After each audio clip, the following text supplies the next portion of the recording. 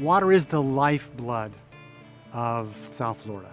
That almost sounds cliche, but in fact it's true. At the turn of the last century, this was the frontier. This was the home of some very hardy pioneers, and when Flagler built his railroad, it brought a lot of people down here, and what they saw was that the enemy was water. If they could just get rid of all this water, then this would be paradise. It turned out that yes, they got rid of the water and you could grow things and build houses, but they lost a lot of very important things. They lost their water supply, for example. All this fresh water that used to percolate down and recharge our aquifers is now being dumped to the Atlantic and the Gulf, about 1.7 billion gallons a day. That's more than we drink in South Florida. The 7.5 million people consume 1.3 billion gallons a day. So now basically we're yo-yoing between this perpetual, every year there's a flood, and then suddenly there's a drought. And it seems like every few years it's the worst drought anybody can remember. The news that works for you. Right now at 6, from bare shores to exposed roots. We're in the midst of one of the worst droughts on record in South Florida. The drought is having a big impact on local fishermen. Any rain will help the severe drought conditions in Florida right now. Over the last 10 years, 3 droughts have really brought us close to a brink of running out of water. Earlier this year, we were made aware of just how dire the situation was. In fact, this city was 22 days away from running out of water.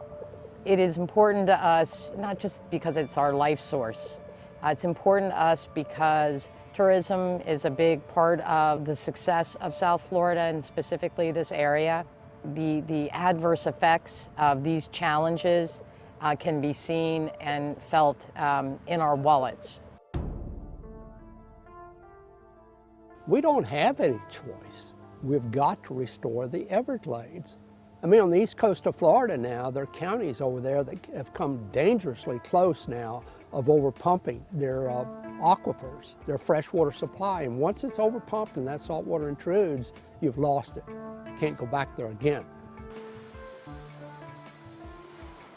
Here at Hallandale Beach, our wells, our freshwater wells, are becoming salty. The ocean is moving westward, underground, under the land we sit on right now, and it's covered about 2/3 of the city. Most problems come down to dollars and cents.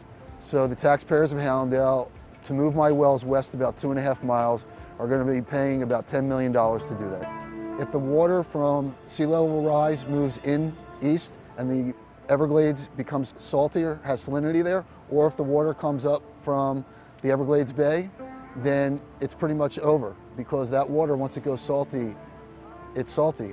This is going to be a problem for anybody that has their wells pretty much east of 95. So our $10 million, just multiply that by city after city after city that has their wells east of 95.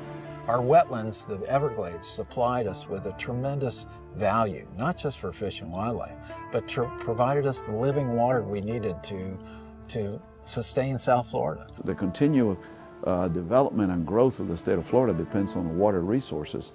For us not to understand the very vital importance that water plays into the future of our state would be a huge mistake.